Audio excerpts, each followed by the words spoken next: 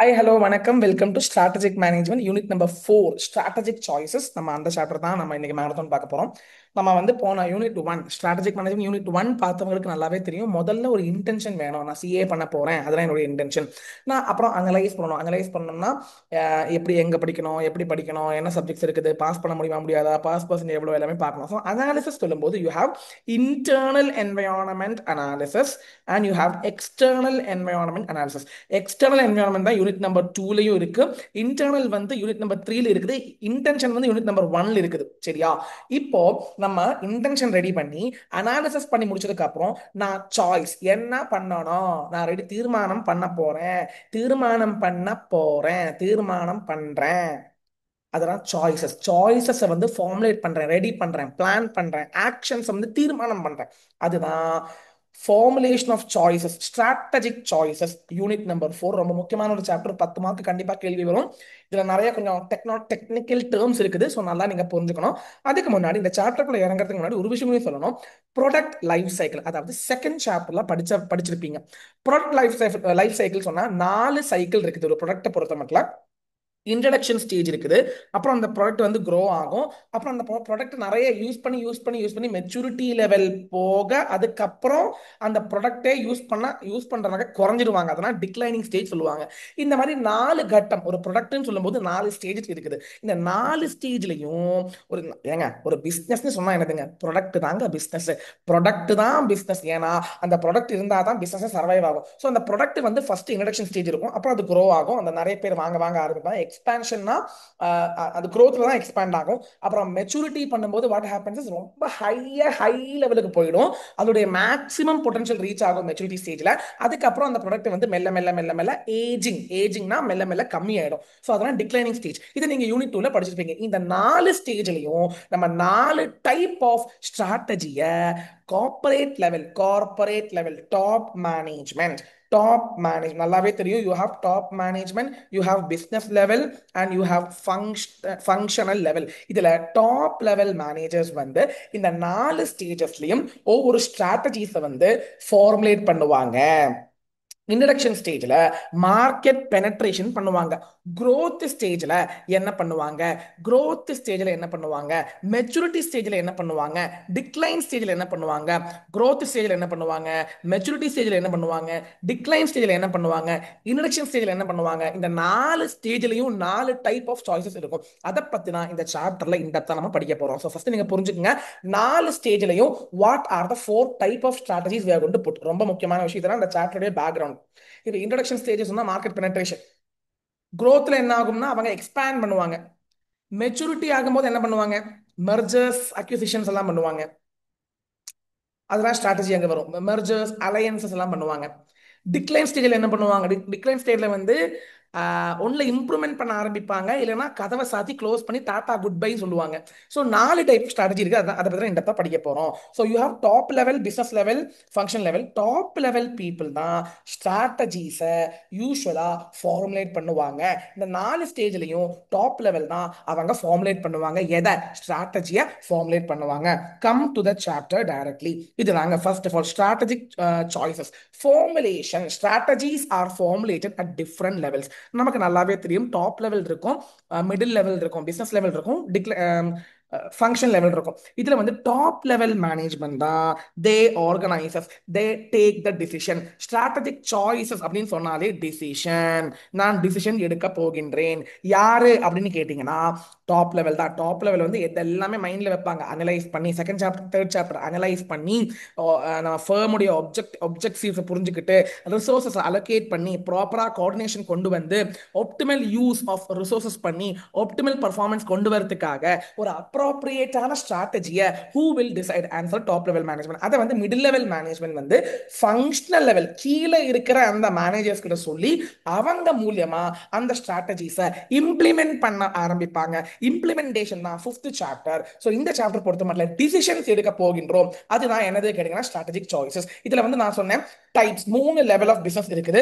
Corporate level, business level, function level. இப்போ நம்ம என்ன படிக்க போறோம் கேட்டீங்கன்னா கார்ப்பரேட் லெவல் ஸ்ட்ராட்டஜிஸ் தான் நமக்கு சிலபஸ்ல இருக்குது. அதெல்லாம் நம்ம மெயினா பார்க்க வேண்டும். நெக்ஸ்ட் உங்களுக்கு நல்லாவே நான் சொல்லி கொடுத்தேன். 4 ஸ்டேஜஸ் இருக்குது. Introduction stage, growth stage, maturity stage, decline stage.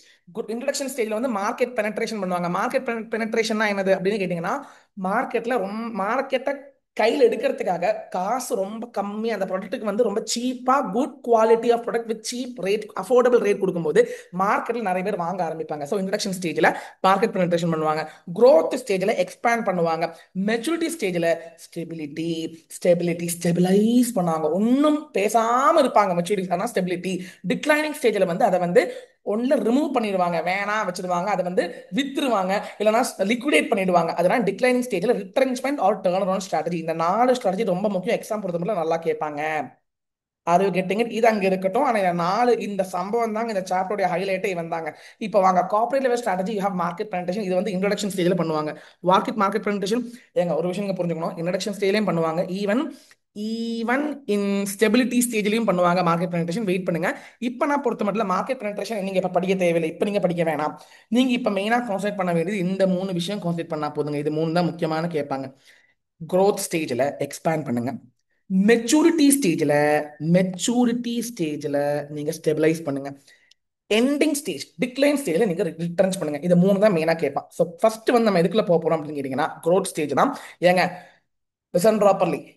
Expansion அதாவது growth ஸ்டேஜ்ல என்ன பண்ணுவாங்க, growth ஸ்டேஜ்ல என்ன பண்ணுவாங்க, மெச்சூரிட்டி ஸ்டேஜ்ல என்ன பண்ணுவாங்க, இதெல்லாம் மெச்சூரிட்டி ஸ்டேஜ்ல வந்து ஸ்டெபிலைஸ் பண்ணுவாங்க.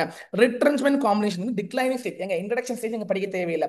நான் என்ன சொன்னேன்னா 4 ஸ்டேஜ் இருக்குது. இன்ட்ரடக்ஷன் இருக்குது, growth இருக்குது, மெச்சூரிட்டி, டிக்ளைன் இருக்குது. இப்போ நீங்க வந்து மெச்சூரிட்டி ஸ்டேஜ்ல என்ன பண்ணுவாங்க, growth stage, maturity stage, decline stage என்ன பண்ணுவாங்க, இது 3 நல்லா படிச்சாலே போதும், கரெக்டா இருக்கும்.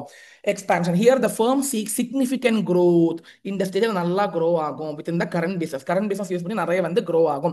Maybe by entering new business that are related to existing business or by entering new business that are unrelated to the existing business. அதாவது மர்ஜர் பண்ணுவாங்க, டைவர்சிஃபை பண்ணுவாங்க. They will try to expand their business. டைவர்சிஃபிகேஷனா என்ன, மர்ஜர்னா என்ன படிக்க போறோம், தயவு செஞ்சு கொஞ்சம் வெயிட் பண்ணி கேளுங்க. டைவர்சிஃபிகேஷன்னா நானே நெக்ஸ்ட் ஒரு விஷயம் பண்ண போறேன், அதெல்லாம் டைவர்சிஃபிகேஷன். மர்ஜர்னா நான் ஒரு கம்பெனி, அதான் வேற கம்பெனி, நாங்க 2 பேரும் சேர போறோம், அதெல்லாம் மர்ஜர். மெர்ஜர்னா 2 என்டிட்டி சேர போறோம். டைவர்சிஃபிகேஷனா ஒரு என்டிட்டி தான், நானே புதுசா ஒரு விஷயம் ட்ரை பண்ண போறேன். அதெல்லாம் எக்ஸ்பான்ஷன் ஸ்டேஜ்ல, வளர ஸ்டேஜ்ல எல்லாம் என்ன வேணா பண்ணலாம். ஸ்டெபிலைஸ் சொன்னா பேசாம மெயின்டைன் பண்ணிக்கிட்டு இருக்கிறது. மெச்சூரிட்டி ஸ்டேஜ்ல மெச்சூரிட்டி மெச்சூர்டா நீங்க எப்படி, நீங்க வந்து பாய்ஸ் எப்படின்னா இந்த டீனேஜ் டைம்ல வந்து கண்ணா பின்னான்னு நம்ம வந்து என்ன சொல்லுவோம், தட் இஸ் நம்ம வந்து என்ன சொல்லுவோம், அப்படி இப்படின்னு சுத்திட்டு இருப்போம். ஆனா நம்ம மெச்சூர்ட் ஆயிட்டோம்னு வைங்க, நம்ம வாயை திறக்க மாட்டோம், ரொம்ப ஆட்டிடியூடா இருப்போம். ஸோ மெச்சூரிட்டி ஸ்டேஜ்ல வந்து கொஞ்சம் ஸ்டெபிலைஸ்னா நீங்க மெயின் காமா இருங்க, நீங்க ஆட்டிடியூடோட கம்முன்னு பேசாம இருங்க. அதெல்லாம் மெச்சூரிட்டி ஸ்டேஜ்ல. ரிட்ரென்ச்மெண்ட் காம்பினேஷன் சொன்னா, combination strategy is nothing but you are searching for some alternatives. Retrenchment means you are trying to drop the business. இது ரெண்டுமே டிக்ளைன் ஸ்டேஜ்ல நடக்கக்கூடிய விஷயம். Now without much wasting time, we will go into growth strategy. growth stage இதெல்லாம் second ஸ்டேஜ்ல வந்து growth stage பொறுத்த மட்டும் நீங்க எக்ஸ்பான்ஷன் ஸ்ட்ராட்டஜி தான் யூஸ் பண்ணணும். Expansion strategy is nothing but it is intensification or diversification. Intensify பண்ணலாம் ஆர் டைவர்சிஃபை பண்ணலாம். அது எல்லாம் என்னது சார், இப்படி ரெண்டுனா என்னது சார், நான் சொல்லி தரேன். ஃபர்ஸ்ட் ஆஃப் ஆல் நீங்க எப்படி படிக்கணும்னா, எக்ஸ்பான்ஷன் ஸ்ட்ராட்டஜியுடைய ஃபீச்சர் என்னது, எக்ஸ்பான்ஷன் ஸ்ட்ராட்டஜியோட ஃபீச்சர் தான் இந்த 3 விஷயங்கள். எக்ஸ்பான்ஷன் சொன்னா நீங்க ரீடிஃபைன் பண்றீங்க, உங்க பிசினஸே ரீடிஃபைன் பண்ணி பெருசாக்குறீங்க, அதெல்லாம் growth ஸ்டேஜ், எக்ஸ்பான்ஷன் ஸ்டேஜ்.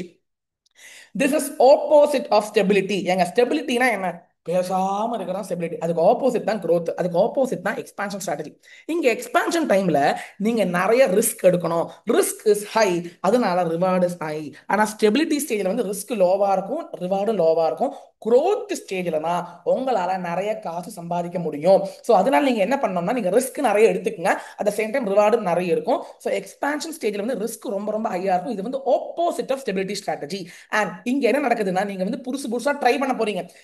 நீங்க வளர்ந்துட்டு இருக்கும்போது, ஃபார் எக்ஸாம்பிள் நீங்க என்னையே ஒரு எக்ஸாம்பிள் எடுத்துக்கங்க. நான் முதல்ல லா வச்சு ஆரம்பிச்சேன், அப்புறம் எல்லாம் ஆடிட்டுக்கு போனேன், இப்போ எஸ்எம்க்கு வந்திருக்கேன். ஸோ நான் வந்து வளர்ந்துகிட்டு இருக்கேன். ஐ ஆம் கம்மிங் இன்டு நியூ, நான் டைவர்சிஃபை பண்றேன். இதுதான் டைவர்சிஃபிகேஷன். நான் என்ன பண்றேன்னா புதுசா பண்ண போறேன். ஸோ டைவர்சிஃபை பண்றேன். பண்றேன், அதான் அர்த்தம். ஸோ நான் புதிய புதிய ரினியூவல் பண்ணுவேன், என்னுடைய பிசினஸ் நான் ரினியூ பண்ணிட்டே இருப்பேன், ஃப்ரெஷ் ஃப்ரெஷ் விஷயங்கள் பண்ண போறேன். ஸோ இதெல்லாம் எக்ஸ்பான்ஷன் ஸ்ட்ராட்டஜியுடைய 3 ஃபீச்சர்ஸ் படிச்சு வச்சுக்கோங்க.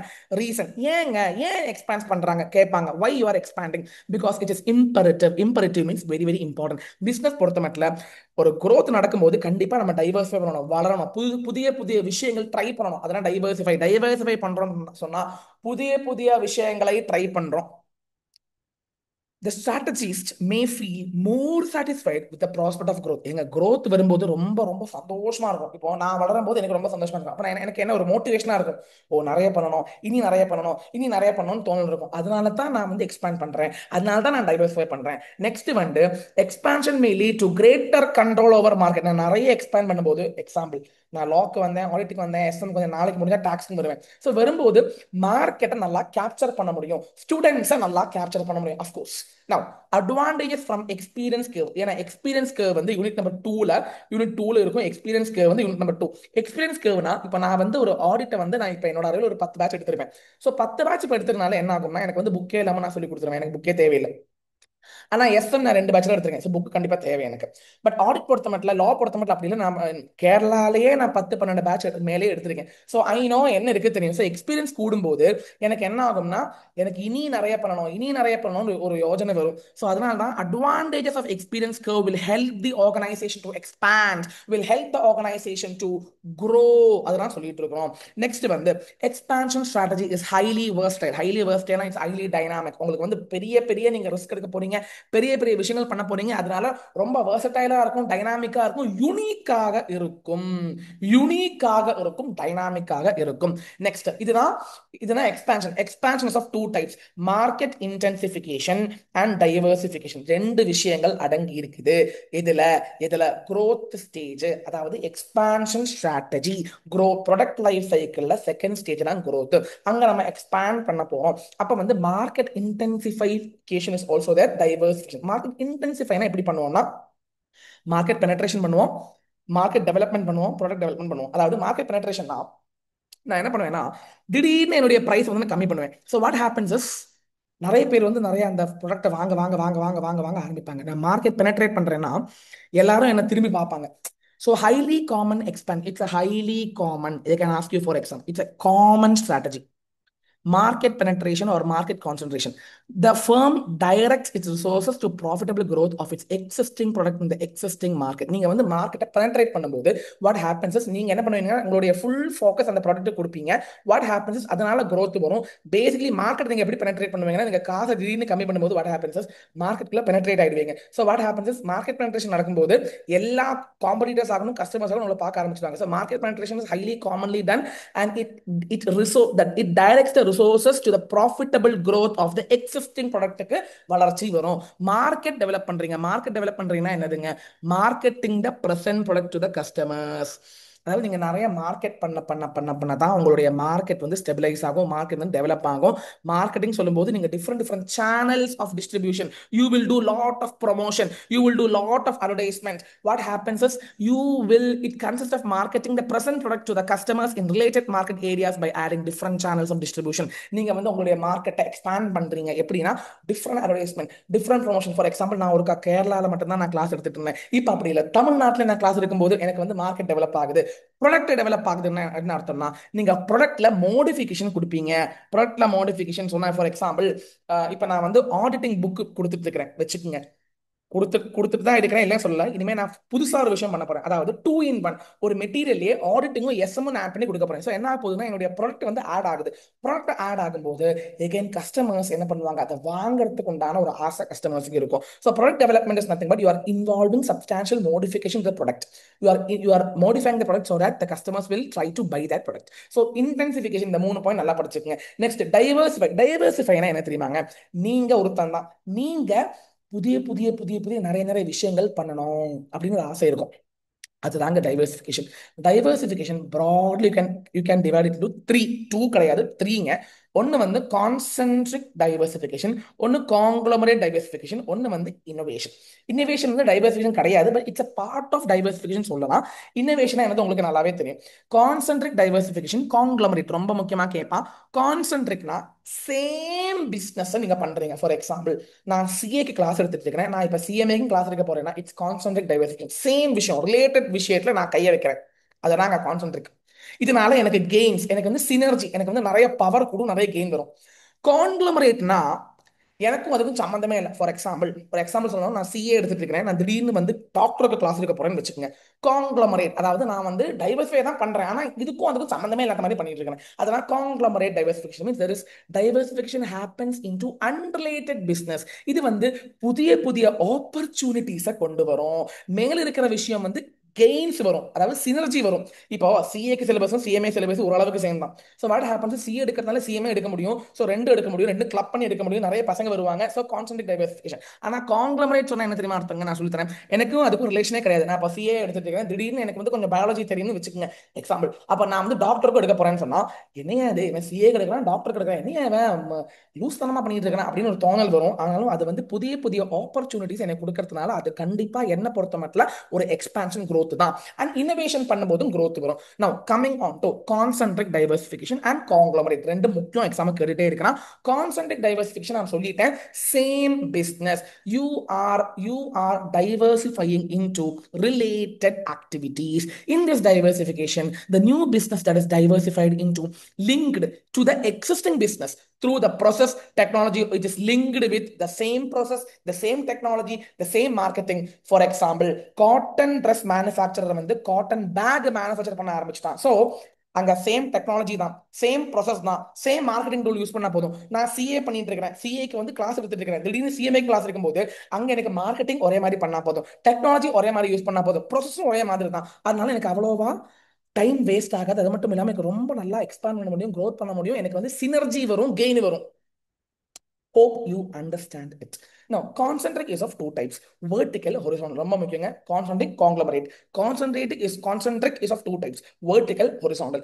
Verticalனா வெர்டிகல்னா மேல போகலாம் or கீழே போகலாம், அதுதான் வெர்டிகல். ஹொரிசாண்டல்னா பிளேன் ஃபிளாட் சர்ஃபேஸ். வெர்டிகல்னா மேல போகலாம் கீழே போகலாம். நான் சும்மா கிளியரா சொல்லி தரேங்க. இப்போ நான் வந்து ஒரு மில்க் டிஸ்ட்ரிபியூட்டர்னு வச்சுக்கோங்க எக்ஸாம்பிள், நான் வந்து மில்க் டிஸ்ட்ரிபியூட் பண்ணிட்டு இருக்கிறேன் வச்சுக்கோங்க.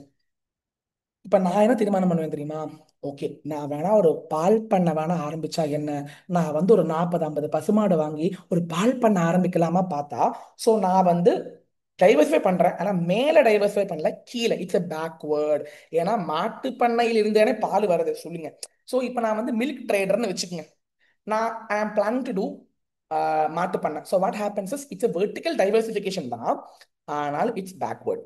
ஃபார்வர்ட்னா என்ன சார், ஃபார்வர்ட்னா ஒண்ணுமே இல்லைங்க. இப்போ நான் வந்து டீ எஸ்டேட் வச்சுக்கிட்டு இருக்கிறேன், டீ எஸ்டேட் மட்டும்தான் இருக்குது. இப்போ நான் என்ன பிளான் பண்றேன்னா, டீ எஸ்டேட்ல இருந்து டீ ரெடி பண்ணிட்டு நான் வந்து ஒரு கடை போட போறேன், டீ ப்ரிப்பேர் பண்ணி சேல் பண்ண போறேன், டீ ஷாப் வைக்க போறேன்னு சொன்னா ஃபார்வர்ட். ஏன்னா டீ எஸ்டேட்ல இருந்தா டீ தூள் வருது, அங்க இருந்தா டீ போட்டு கொடுக்கணும். ஸோ வாட் ஹேப்பன்ஸ் இஸ் அது வந்து டைவர்சிஃபிகேஷன். ஸோ டைவர்சிஃபிகேஷன் வெர்டிக்கல், ஒன்ல மேல போகும் ஒரு கீழே போகும், ரெண்டுமே நல்லதுதான். ரெண்டுமே உங்களுக்கு same process, same technology, same மார்க்கெட்டிங்னால சினர்ஜி கெயின் உங்களுக்கு வரும். அதான் சொல்லிட்டு இருக்காங்க. Vertical integrated diversification means the firm opts to engage in business that are related to the existing business relation. Same டைப்ல தான் பண்ண போறாங்க. The firm will vertically move either backward or forward. ரொம்ப முக்கியங்க. இந்த செயின்ல வந்து, அந்த பிசினஸ் செயின்ல வந்து ஒன்ல ஃபார்வர்ட் போகலாம் or backward போகலாம். And what happens here is verticalனா உங்களுக்கு ரெண்டு டைப் இருக்குது, backward, forward. What is backward? Backward integration is concerned with creation of effective supply by entering into the business of input provider. நான் வந்து பால் milk trader தான், ஆனா இப்ப மாட்டு பண்ண வைக்கும் போது நான் இன்புட் என்னுடைய இன்புட் பிசினஸ்க்குள்ள நான் வந்துட்டேன், இன்புட் ப்ரொவைடருடைய பிசினஸ்க்குள்ள வந்துட்டேன்.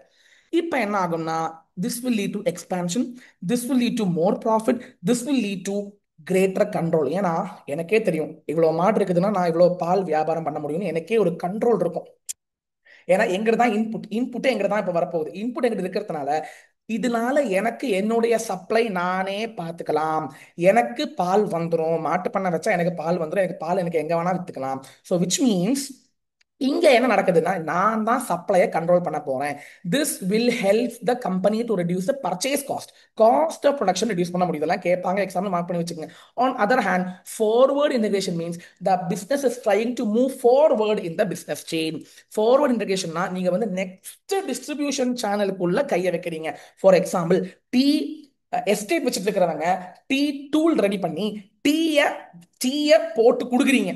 இப்போ ஊட்டியில நீங்க உங்களுக்கு வந்து ஒரு 10 ஏக்கர் இருக்குது வச்சுக்கோங்க, டீ எஸ்டேட் இருக்குது வச்சுக்கோங்க. நீங்க டீ எஸ்டேட் மட்டும் தான் வச்சுட்டு இருக்கீங்க, டீ தூள்லாம் யாருக்கும் கொடுத்துறீங்க அப்படி இல்லை. இப்போ என்ன பண்ண போறீங்கன்னா டீயை ரெடி பண்ணி நீங்க ஆர்கானிக் டீ ஸ்டால் அப்படின்னு ஒரு போர்டை போட்டு நீங்க வந்து ஒரு பெருசா ஒரு டீயை போட்டு ஒரு டீக்கு 12 ரூபான்னு போட்டு கொடுக்குறீங்க. ஒரு நாளுக்கு ஒரு 300 400 டூரிஸ்ட் வராங்கன்னு வச்சுக்கோங்க, ஓஹோன்னு வளர்றீங்கன்னு வச்சுக்கோங்க. அதுதாங்க forward vertical integration. Are you able to understand? ஹொரிசாண்டல்னு சொன்னா பேசிக்கலி ஒரே லெவல்ல இப்ப என்ன ஆகுன்னா ரெண்டு ஒரே டைப் ஆஃப் பிசினஸ் சேரும்போது ஹொரிசாண்டல் டைவர்சிஃபிகேஷன். பேசிக்கலி நம்ம மெர்ஜர்னு கூட சொல்லலாம். ஏன்னா அக்விசிஷன் மெர்ஜர் இல்லைங்க, மெர்ஜர் மாதிரி, பட் இட்ஸ் அக்விசிஷன். அதாவது நான் சின்ன ஒருத்தன் இருப்பான், பெரிய ஒருத்தன் இருப்பான், ரெண்டு ஒரே பிசினஸ் தான். ஆனா பெரிய ஒருத்தன் வந்து சின்ன ஒருத்தன் வந்து அக்வயர் பண்ணிடுவான். இதனால காம்படிஷன் கம்மியாயிடும், மார்க்கெட் செயின், மார்க்கெட்ல ஷேர் வாங்கிடலாம், மார்க்கெட்ல பெருசா he will conquer it. So this is what we call horizontal integration, horizontal diversification சொல்லலாம். That is, you are acquiring similar business. இவ்வளோ நேரம் படிச்சுட்டு இருந்தது கான்சென்ட்ரேட். இனி காங்க்ளோமரேட் சொன்னா சம்பந்தமே இல்லைங்க. இப்போ நான் சிஏ எடுத்துட்டு இருக்கிறேன், திடீர்னு சிஏ ப்ரோ சிஏ பண்ணிட்டு இருக்கோம், திடீர்னு எங்களுக்கு வந்து ஒரு யோசனை, நாங்க கஃபே போறணும், ஒரு ஃபுட் செயின் பிசினஸ் ஆரம்பிக்கணும்னு யோசனை பண்ணுங்க. அதுக்கு பேர் தான் காங்க்ளோமரேட். காங்க்ளோமரேட்னா என்ன? நான் பண்ற வேலைக்கும் இனி பண்ண போற வேலைக்கும் சம்பந்தமே இல்லைன்னு வச்சுக்கோங்க, அதுக்கு பேர் தான் காங்க்ளோமரேட். Conglomerate means there is no linkage between the products that we are doing. We are entering into completely two different products. In conglomerate diversification, no linkages, no linkages to related product. Product ஆகட்டும், process ஆகட்டும், market ஆகட்டும், technology ஆகட்டும், வித்தியாசம். நான் CA சொல்லி கொடுத்துட்டு இருக்கிறேங்க, CA academy run பண்ணிட்டு இருக்கிறேங்க. எக்ஸாம்பிள், இப்போ நான் வந்து ஃபுட் செயினுக்கு போகும்போது ரெண்டு மார்க்கெட் டிஃப்ரெண்ட், ரெண்டு ப்ராடக்ட் டிஃப்ரெண்ட், ரெண்டு process different. Okay or not okay? It is totally unrelated diversification. Text புக்ல ஒரு சின்ன டப்பா கொடுத்துருக்காங்க, difference between related diversification, unrelated diversification. அது அந்த டேபிள்ல தயவு செஞ்சு 4 பாயிண்ட் இருக்கு, முக்கி படிச்சிருங்க தயவு செஞ்சு. நெக்ஸ்ட், இன்னோவேஷன் நான் சொல்ல தேவையில்லை. Innovation is nothing but upgradation.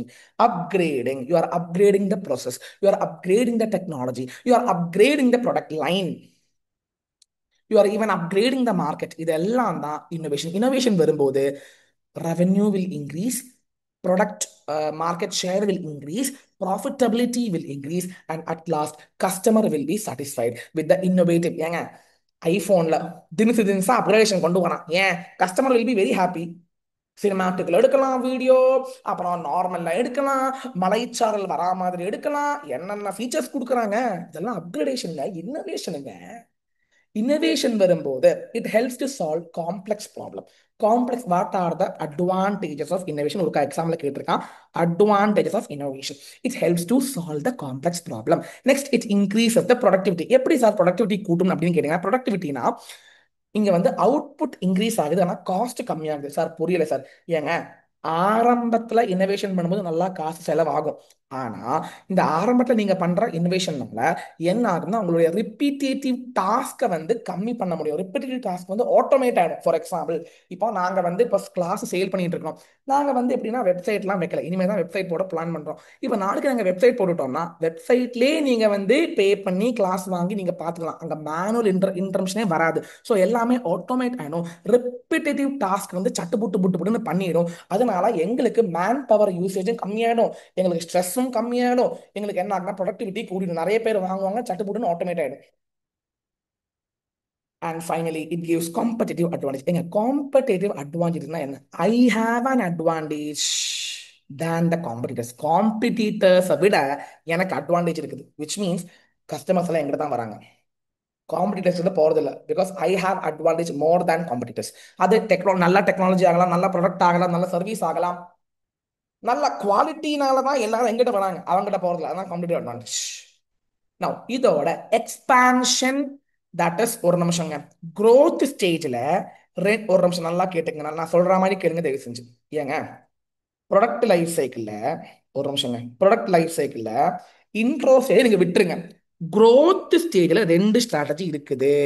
ரெண்டு ஸ்ட்ராட்டஜி சொன்னா என்னது கேட்டீங்கன்னா, growth ஸ்டேஜ்ல வந்து you have expansion strategy and you have growth strategy. Strategy. அதே மாதிரி மெச்சூரிட்டி ஸ்டேஜ்ல you have in maturity stage you have stability strategy.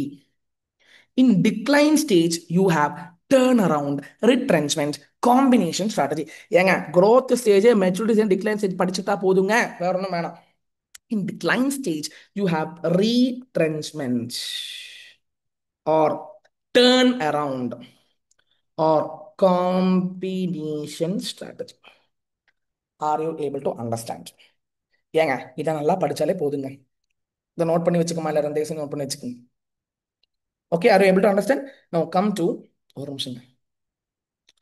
growth ஸ்ட்ராட்டஜினா மெர்ஜர் அண்ட் அலையன்சஸ். மெர்ஜர்னா ரெண்டு கம்பெனி சேருது, அலையன்சஸ்னா கொலாபரேட் ஆகிறோம். நாங்க சேரலாம் இல்லை, ஆனா சில விஷயத்துக்கு கொலாபரேட் பண்றோம். கஸ்டமர்ஸை கொலாபரேட் பண்றோம், டெக்னாலஜி கொலாபரேட் பண்றோம், அப்படி ஷேர் பண்றோம் அதான் கொலாபரேட். இப்போ ரெண்டு அகாடமி கொலாபரேட் ஆகுது, எதுக்குன்னா ஒருத்தங்க ஃபவுண்டேஷன் எடுங்க, ஒருத்தங்க இன்டர் எடுங்க, அதெல்லாம் அலையன்ஸ். மெர்ஜர்னா ஒரு அகாடமி வேற அகாடமி ரெண்டுமே ஒன்னாகுது, அதெல்லாம் மெர்ஜர். புரியுறது நம்ம. இப்போ நாங்க ஃபவுண்டேஷன் மட்டும் தான் எடுத்துட்டு இருக்கிறோம், ஒருத்தங்க இன்டர் மட்டும் எடுத்துட்டு இருக்காங்க. நாங்க ரெண்டு அலையன்ஸ் பண்ணும்போது மெர்ஜர்ல ஆகல, அலையன்ஸ் பண்ணும்போது ஃபவுண்டேஷன் இங்க படிச்சுட்டு ஃபவுண்டேஷன் பசங்க நீங்க இன்டருக்கு அங்க போயிடுங்க சொல்றோம்னா அதெல்லாம் கொலாபரேஷன், அதெல்லாம் அலையன்ஸ். மெர்ஜர்னா ரெண்டு கம்பெனி சேருதுன்னு அர்த்தம். மெர்ஜரும் listen properly, merger is nothing but acquisition of or joining of two companies, two entities join each other to share, to grow, to expand, அதெல்லாம் மெர்ஜர். ஹொரிசாண்டல் மெர்ஜர் இருக்குது, வெர்டிகல் மெர்ஜர் நான் சொல்ல தேவையே இல்லைங்க. ஹொரிசாண்டல் மெர்ஜர்னா ஃபிளாட்டா சேம் இண்டஸ்ட்ரியில் இருக்கிறவங்க ரெண்டு சிமிலர் காம்படிட்டர்ஸ் மெர்ஜ் ஆகுறாங்க. இதனால இதனால உங்களுக்கு காசு அவ்வளவா செலவாகாது, நிறைய ஃபிக்ஸட் அசட் நல்லா கூடும், காம்படிஷன் கம்மியாயிடும். இக்கானமிஸ் ஆஃப் ஸ்கேல்னா காஸ்ட் கம்மியாகும், சேல்ஸ் கூடும், காம்படிஷன் குறையும், ரெவென்யூ கூடும், கஸ்டமர்ஸும் ஹாப்பி ஆயிடுவாங்க. ஹொரிசாண்டல்னா ஒண்ணுமே இல்லைங்க, direct merger with direct competitor. ரெண்டு சேம் பீப்புள் சேர்றாங்க, ஒன்னாகிறாங்க, அதெல்லாம் மெர்ஜர். அலையன்ஸ்ல ஒன்னாகிறது இல்ல, ஷேர் பண்றாங்க. புரிஞ்சுக்கங்க நல்லா. இட் இட் கிவ்ஸ் அந்த பிளாக் கலர்ல மார்க் பண்ணிக்கிற விஷயத்தை படிச்சுக்கங்க, அது எழுதுனா மார்க் வந்துடும். நெக்ஸ்ட் வெர்டிகல் மேஜர்னா என்ன சார்? வெர்டிகல் மேஜர்னா சேம் தான். இப்போ நல்லா கேட்டுக்குங்க, ஒருத்தன் பால் பண்ண பிசினஸ் பண்றான், நான் மில்க் ட்ரேடர், நானும் அவனும் சேர்றோம், அதெல்லாம் மர்ஜர். நானே நான் மில்க் ட்ரேடரு, நானே ஒரு பால் பண்ண ஆரம்பிச்சா டைவர்சிபிகேஷன். புரியாது நம்புறேன். டைவர்சிபிகேஷன் மர்ஜரும் ஒண்ணுதான், ஆனா தின் லைன் டிஃபரன்ஸ். ரெண்டு என்டிட்டி சேர்றான், அதான் மர்ஜர். நானே ஒரு விஷயம் பண்றேன்னா diversification. It's a merger of two organizations that are operating in the same industry but at different stage of distribution channel. அதான் சொன்னேங்க, ஒருத்தன் இன்புட் இருப்பான், ஒருத்தன் அவுட்புட் இருப்பான், ரெண்டு பேரும் சேருவான். ஒருத்தன் மில்க் சேல் பண்றான், ஒருத்தன் பால் பண்ண வச்சுட்டு இருக்கிறான், மாட்டு பண்ண, ரெண்டும் சேர்றாங்க. மாட்டு பண்ண, அதான் சொல்ல வரேன். This often leads to synergy கூடுங்க, சொல்லிட்டே இருக்கிறாங்க, சினர்ஜி கூடும். சப்ளை ரா மெட்டீரியல் பேக்வேர்ட்ல வரும், எகெயின் பேக்வேர்ட் ஃபார்வர்ட் இருக்குது. பேக்வேர்ட்ல வரும்போது இன்புட் கிடைக்கும், ஃபார்வர்ட்ல வரும்போது டிஸ்ட்ரிபியூஷன் சேனல் ஸ்ட்ராங் ஆகும். இதெல்லாம் எழுதுங்கம்மா. கோஜெனரிக் மெர்ஜர் அப்படின்னா என்னதுங்க? கோஜெனரிக்னா நான் சொல்லிட்டேன், congeneric two or more merging organization or associate in related. ஏங்க, கான்சென்ட்ரிக் காங்க்ளமரேட் சொல்ற மாதிரி இங்க கோஜெனரிக்னா ஒரே விஷயத்துல பண்றவங்க மெர்ஜ் ஆகுறாங்க. காங்க்ளமரேட் சொன்னா அன்ரிலேட்டட் ஆன ரெண்டு பிசினஸ் மெர்ஜ் ஆகுறாங்க, லிங்கே இல்ல, ரெண்டு பிசினஸ் ஒண்ணுமே இல்லைங்க. நான் சிஏ ஃபீல்டு பண்றேன், இப்போ ஸ்டார்பக்ஸ் இருக்கிறாங்க, நாங்க ரெண்டு பேரும் மெர்ஜ் பண்றோம்னு சொன்னா அது காங்க்ளமரேட் மெர்ஜர், ஏன்னா ரெண்டுமே வேற வேற.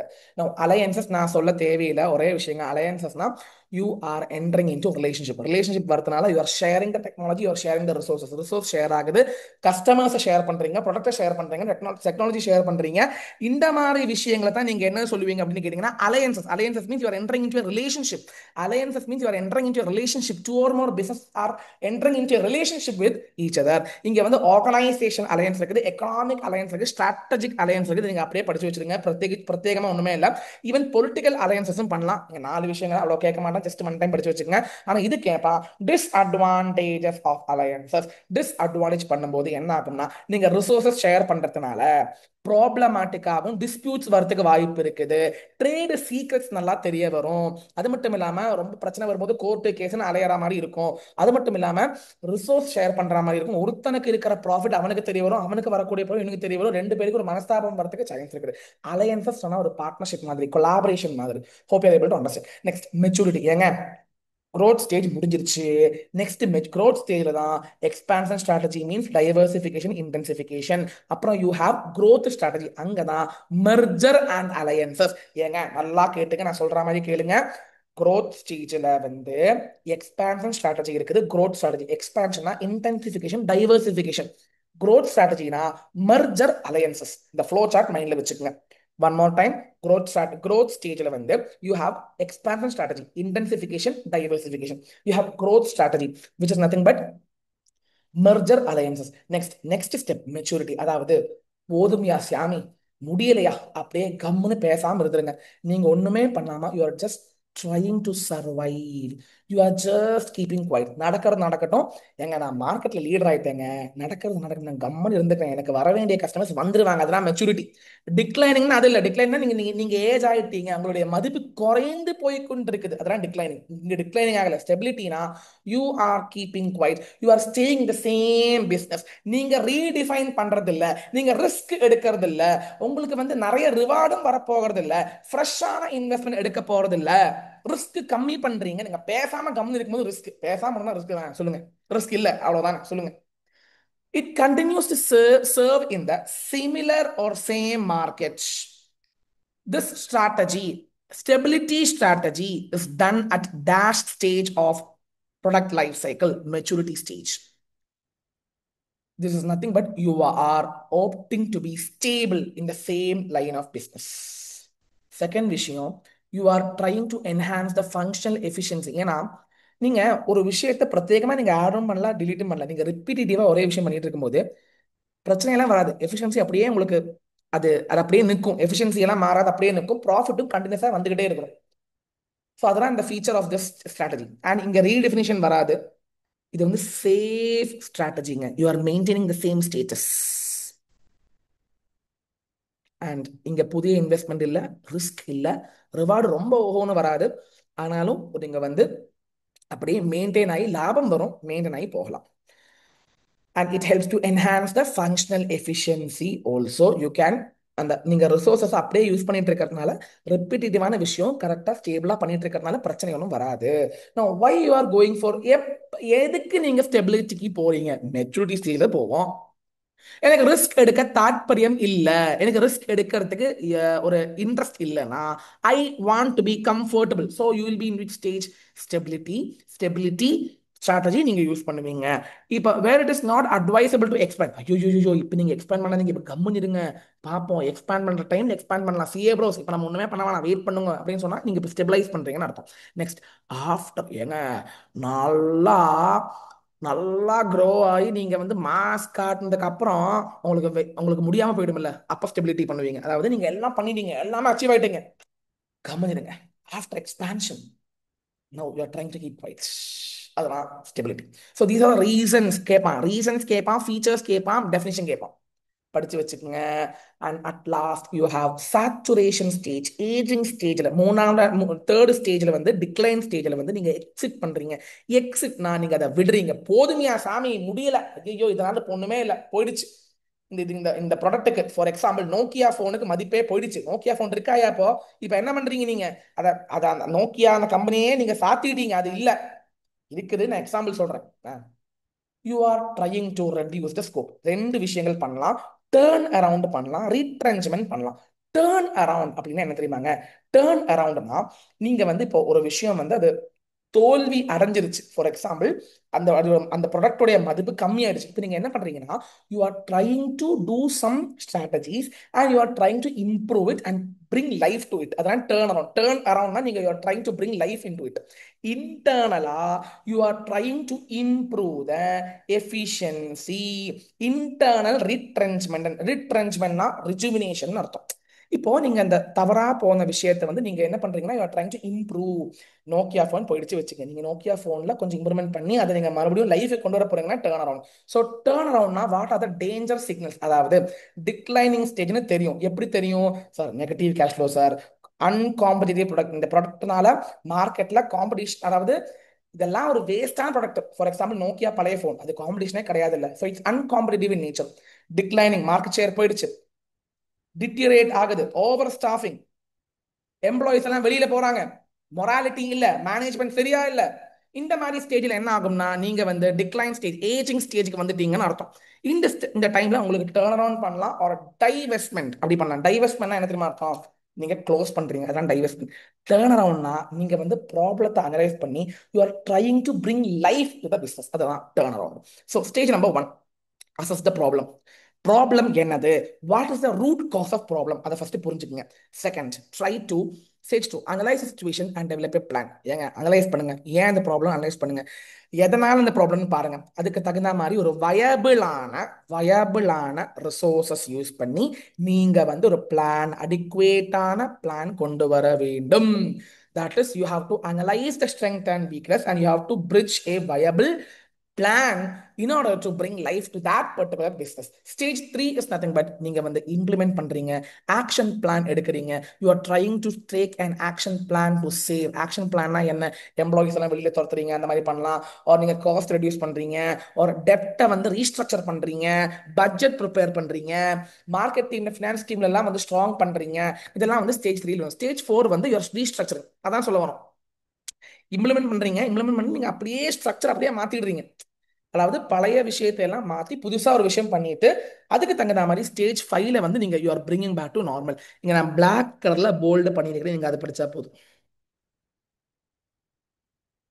ஓகேவா?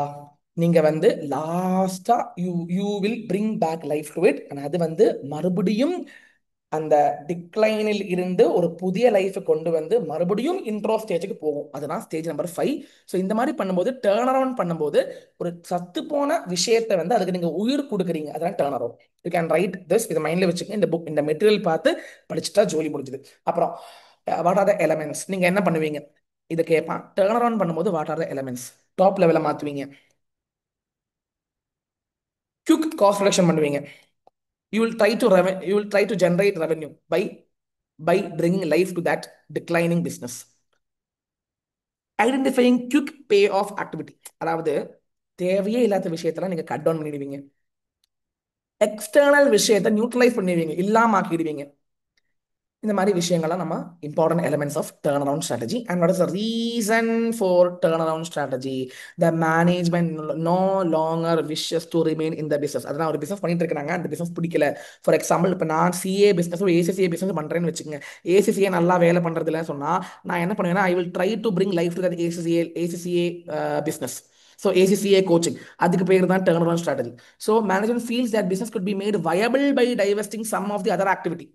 So you feel that you will be viable by divesting some of the other activities கொஞ்சம் கம்மி பண்ணிட்டு இதுக்கு நீங்க லைஃப் கொண்டு வரதுக்கு பிளான் பண்றீங்க. A business that had been acquired proves to be mismatched and cannot be integrated within the company. Persistent negative cash flow. ஏங்க any 3 points படிச்சு வச்சுக்கோங்க ப்ளீஸ், போதும் போதும், ரொம்பலாம் பார்க்க தேவையில்லை. நெக்ஸ்ட், டைவெஸ்ட்மெண்ட்னா அவ்வளோதாங்க, செத்து போகுதுங்க, அதை பேசாம கதவை சாத்தி லாக் பண்ணிடுங்க, அதை வித்துருங்க, அதுதாங்க டைவெஸ்ட்மெண்ட். ஏங்க மேல சொன்ன இந்த ஃபீச்சரும் இந்த ரீசனும் இங்க இருக்கிற ரீசனும் ஒண்ணுதான். ஏங்க நெகட்டிவ் கேஷ் ஃப்ளோ, ரொம்ப காம்படிஷன், தாக்கு பிடிக்க முடியல, டெக்னாலஜி அப்கிரேட் ஆகுது, என்னால தாக்கு பிடிக்க முடியல, வேற ஆல்டர்னேட்டிவே இல்ல, பேசாம இந்த கதவை சதிரி போயிடலாம். ஒரு வேற ஆல்டர்னேட்டிவ் கிடைக்குது, இதுக்கு ஆல்டர்னேட்டிவ் ஒண்ணுமே இல்லை, வேற ஆல்டர்னேட்டிவ் கிடைக்குது. So better is to stop this business and go away. There are the reasons for this. And at last topic of this chapter, model. You have 4 model: Ansoff model, ADL model, BCG model, and General Electric matrix. இந்த நாலும் நல்லா படிச்சுக்கங்க. Models 4 model இருக்குது. First Ansoff மாடல்னு சொன்னா you have product market relationship. நல்லா கேட்டுங்க, இந்த table நீங்க படிச்சாலே போதும். ஏங்க இங்க மேல பாருங்க, எக்ஸ் ஆக்சஸ், இது வந்து y ஆக்சஸ், இது வந்து எக்ஸ் ஆக்சஸ். எக்ஸ் ஆக்சஸ் மேல ப்ராடக்ட் இருக்கும், இங்க வந்து மார்க்கெட் பத்தி சொல்லுவாங்க. ஏங்க நீங்க 4 பாக்ஸ் இருக்குன்னு வச்சுக்கோங்க. Product, existing product, existing market. New product new market. நல்லா கேட்டுக்கங்க. ஒரு புதிய product, sorry existing product existing மார்க்கெட்ல அந்த ப்ராடக்ட்டை வளர்க்கணும் அப்படின்னு வச்சா மார்க்கெட்டை பெனட்ரேட் பண்ணுங்க. Try to penetrate in that market. பெனட்ரேட்னா என்ன? கொஞ்சம் காசு கம்மியாக வச்சுட்டீங்கன்னா மார்க்கெட்டுக்குள்ள என்டர் ஆயிட்டோம்னு அர்த்தம். நிறைய பேர் மார்க்கெட்ல அந்த ப்ராடக்ட்டை கவனிப்பாங்கன்னு அர்த்தம்.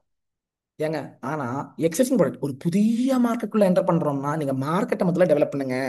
மார்க்கெட்டை நீங்க டெவலப் பண்ணுங்க. நீங்க நல்லா அட்வர்டைஸ் பண்ணுங்க. மார்க்கெட் டெவலப் பண்ணுங்க. ஏங்க, புதிய ப்ராடக்ட் எக்ஸிஸ்டிங் மார்க்கெட், ப்ராடக்ட்டை டெவலப்மெண்ட் பண்ணுங்க. புதிய ப்ராடக்ட் புதிய மார்க்கெட் நீங்க டைவர்சிஃபை பண்ணுங்க, எக்ஸ்பேண்ட் பண்ணுங்க.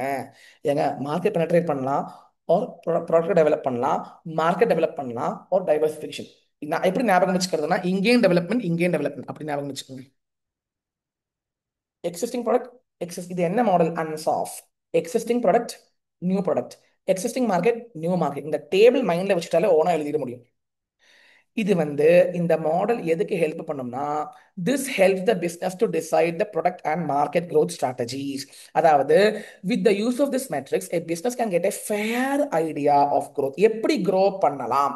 நான் சொன்னேங்க, grow பண்றதுக்கு என்ன வழி இருக்குது? மார்க்கெட் பெனட்ரேஷன் பண்ணலாம், ப்ராடக்ட் டெவலப் பண்ணலாம், மார்க்கெட் டெவலப் பண்ணலாம்னு படிச்சோம் இல்லை நம்ம? டைவர்சிஃபை பண்ணலாம்னு படிச்சோம் இல்லை? ஸோ growth பொறுத்த மட்டும் growthக்கு உகுந்த ஒரு matrix Ansoff matrix. Because company is looking the future பண்ணும்போது கரண்ட் மார்க்கெட்டும் new market, existing market and new market ரெண்டு மார்க்கெட் நீங்க பார்க்கணும். Existing product, new product, existing market new market. Existing product அது எக்ஸிஸ்டிங்கான மார்க்கெட்ல அதை நீங்க என்ன பண்ணணும்? மார்க்கெட்டை பெனட்ரேட் பண்ணுங்க, அப்பதான் உங்களுக்கு வளர்ச்சி வரும்.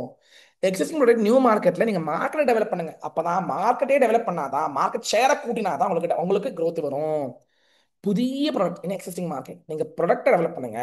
எல்லாமே புதுசுனா நீங்க பேசாம டைவர்சிஃபை பண்ணி களத்துல இறங்கிடுங்க, எக்ஸ்பேண்ட் பண்ணிடுங்கன்னு சொல்றாங்க. ஏங்க, மார்க்கெட் பெனட்ரேஷன்னா என்ன, மார்க்கெட் டெவலப்மெண்ட்னா என்ன, ப்ராடக்ட் டெவலப்மெண்ட்னா என்ன, இது ஆல்ரெடி ஃபர்ஸ்டே படிச்சிட்டோம். அதே நீங்க இங்க எழுதினா போதும். ப்ராடக்ட் டெவலப் பண்றீங்கன்னா ப்ராடக்ட்ல நீங்க மாடிஃபை பண்றீங்க. அதான் சொன்னீங்க, ஐபோன்ல நீங்க மாடிஃபை பண்றீங்க. பாருங்க, நீங்க நியூ ப்ராடக்ட் எக்ஸிஸ்டிங் மார்க்கெட். ஐபோன்ல வெர்ஷன் வந்துகிட்டே இருக்குது, ஒரே மார்க்கெட் தான். நீங்க ஐபோன்ல வெர்ஷன் வந்துகிட்டே இருக்குன்னா ப்ராடக்ட் டெவலப் பண்றீங்கன்னு அர்த்தம். மார்க்கெட் நியூ மார்க்கெட்னா மார்க்கெட் டெவலப்மெண்ட் என்னதுங்க? நீங்க நிறைய அட்வர்டைஸ்மெண்ட் பண்றீங்க, விச் மீன்ஸ் ஏங்க, புதிய எக்ஸிஸ்டிங் ப்ராடக்ட் புதிய மார்க்கெட்ல வரும்போது நிறைய நிறைய நிறைய அட்வர்டைஸ்மெண்ட் பண்ணணுமா வேணாமா? அதெல்லாம் மார்க்கெட் டெவலப்மெண்ட், அவ்வளவுதாங்க. Existing product new product, existing market new market, சிம்பிளுங்க. நெக்ஸ்ட் வந்து ஒரே நிமிஷம், ஏடிஎல் மேட்ரிக்ஸ் நீங்க செல்ஃபா படிங்க please. Coming on to BCG market. இங்க வந்து நெக்ஸ்ட் ஒரு வெரைட்டியான ரிலேஷன்ஷிப். அங்க வந்து ப்ராடக்ட் மார்க்கெட், இங்க வந்து மார்க்கெட் ஷேர், மார்க்கெட் growth. எனக்கு மார்க்கெட்ல எவ்வளவு ஷேர் இருக்குன்னா, பெரிய ஆளா சின்ன ஆளா, பெரிய ஆளா சின்ன ஆளா. எனக்கு growth பெருசா இருக்குதா சின்னதா இருக்குதா? ஏங்க, எல்லாமே பெருசா இருக்குன்னா நான் ஸ்டாருங்க, நான் சூப்பர் ஸ்டாருங்க, எனக்கு பிரச்சனையே இல்லை. எங்க மார்க்கெட் ஷேர் இல்லைங்க, என்ன யாருக்குமே தெரியும். இப்போ நான் வந்து எக்ஸாம்பிள் சொல்றேன்.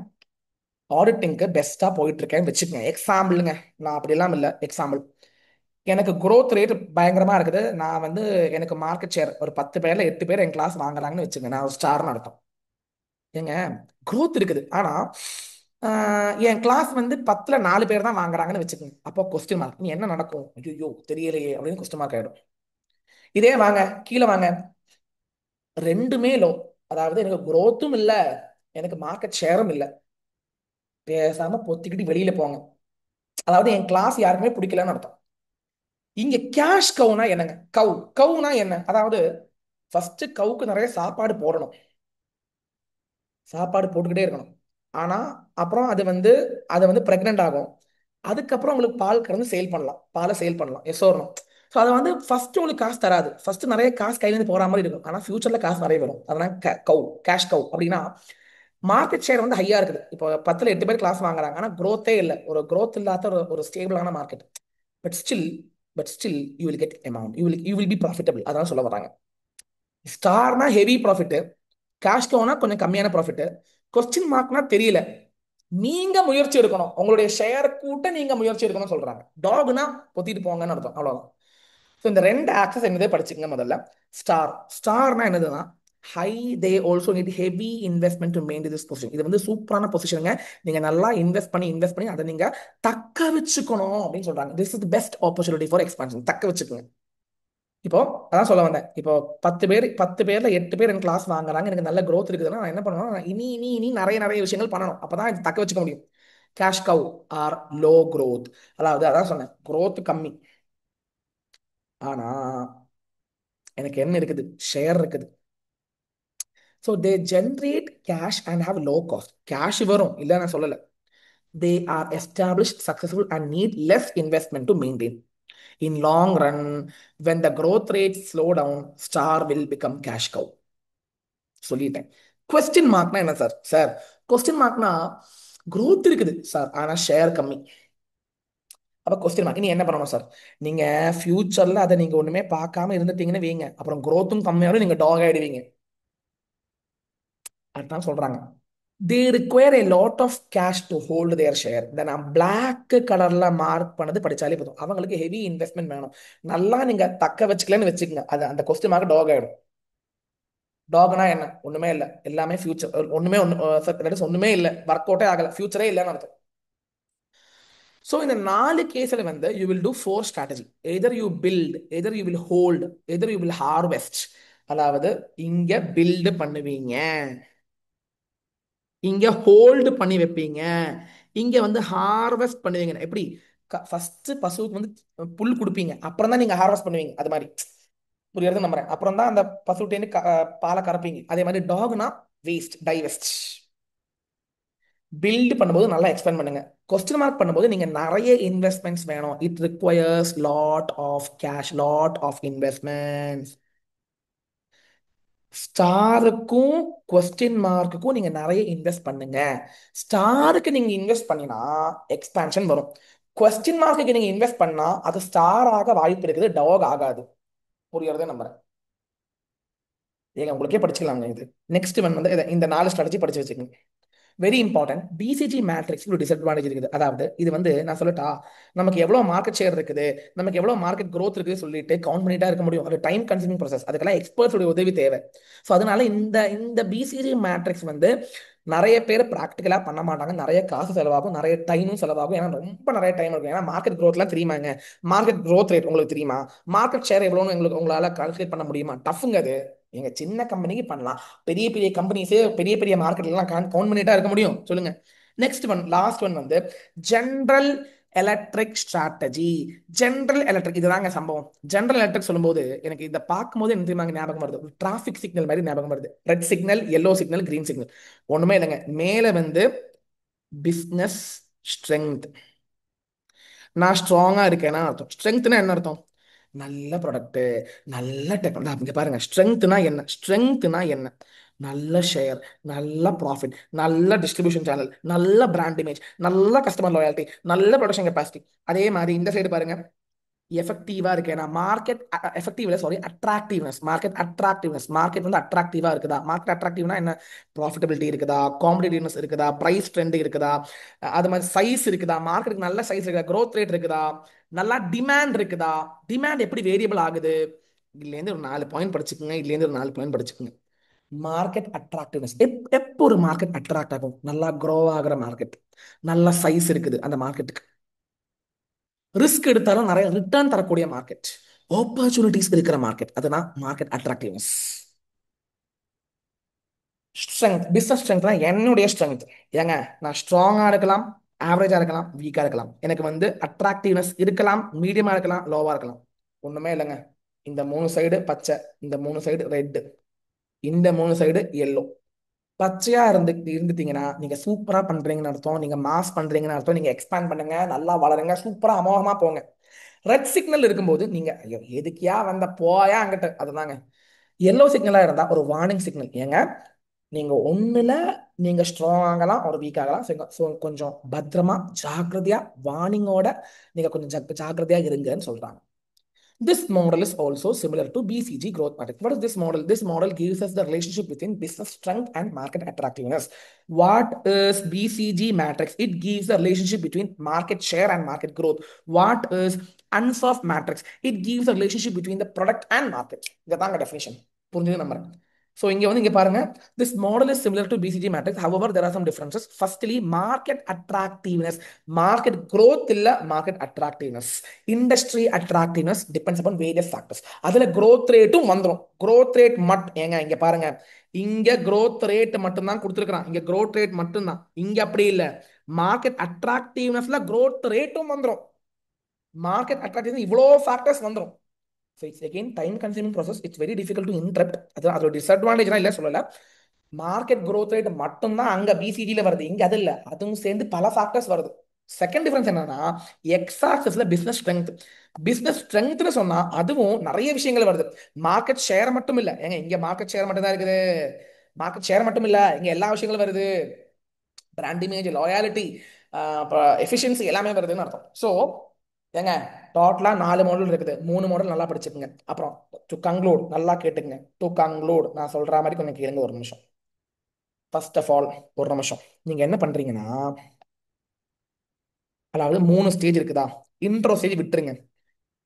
growth ஸ்டேஜ் இருக்குது, மெச்சூரிட்டி ஸ்டேஜ் இருக்குது, டிக்ளைன் ஸ்டேஜ் இருக்குது. டிக்ளைன் ஸ்டேஜ்ல நீங்க ஒன்ன வந்து டைவெஸ்ட் பண்ணுங்க ஆர் டேர்ன் அரவுண்ட் பண்ணுங்க. மெச்சூரிட்டி ஸ்டேஜ்ல என்ன பண்றீங்க, growthல என்ன பண்றீங்க? மெச்சூரிட்டி ஸ்டேஜ்ல என்ன பண்றீங்கன்னா, நீங்க வந்து ஸ்டேபிளா இருங்க. growth ஸ்டேஜ்ல என்ன பண்றீங்கன்னா, லிசன் ப்ராப்பர்லி, ரெண்டு இருக்குது. You have expansion strategy and you have growth strategy. growth ஸ்ட்ராட்டஜிக்குள்ள ரெண்டு விஷயம் இருக்குது. ஒன்னு அலையன்ஸ் பண்ணுங்க, ஆர் ஒன் மோர் திங், ஒண்ணுல அலையன்ஸ் பண்ணுங்க, இல்லைன்னா மெர்ஜர் பண்ணுங்க. எக்ஸ்பான்ஷன்ல ஒன்ல இன்டென்சிஃபை எப்படி பண்ணுவீங்க? மார்க்கெட்டை பெனட்ரேட் பண்ணுங்க, ப்ராடக்ட் டெவலப் பண்ணுவீங்க, மார்க்கெட் டெவலப் பண்ணுவீங்க. ஒன்ல இன்டென்சிஃபை பண்ணுங்க, ஆர் நீங்க டைவர்சிஃபை பண்ணுங்க. இதை நீங்க ஒழுங்கா படிச்சு வச்சுங்க. இந்த ஸ்ட்ராட்டஜினா என்ன, இந்த ஸ்ட்ராட்டஜியுடைய ஃபீச்சர் என்ன, ஸ்ட்ராட்டஜியுடைய ரீசன் என்ன, ஏன் இதை கொண்டு வராங்க, இந்த ஸ்ட்ராட்டஜி என்னது, இந்த strategy what is the listen listen listen listen இதை வரைஞ்சு போடுங்க. அது மட்டும் இல்லாம, what is this strategy, what is the strategy, what are the features of the strategy, and what is the reason for the strategy. இதை நீங்க படிச்சாலே ஜோலி முடிஞ்சது. What is the strategy, what is the strategy, what are the features of the strategy, and what is the reason for the strategy. Are you getting it? பக்கா? clear or not clear? Yes. அது மட்டும் இல்லாம last model, 4 models இருக்குது.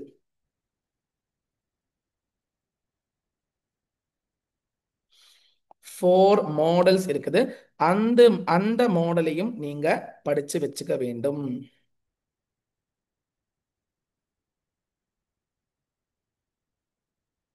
அதுவும் படிச்சிட்டீங்கன்னா this chapter is over.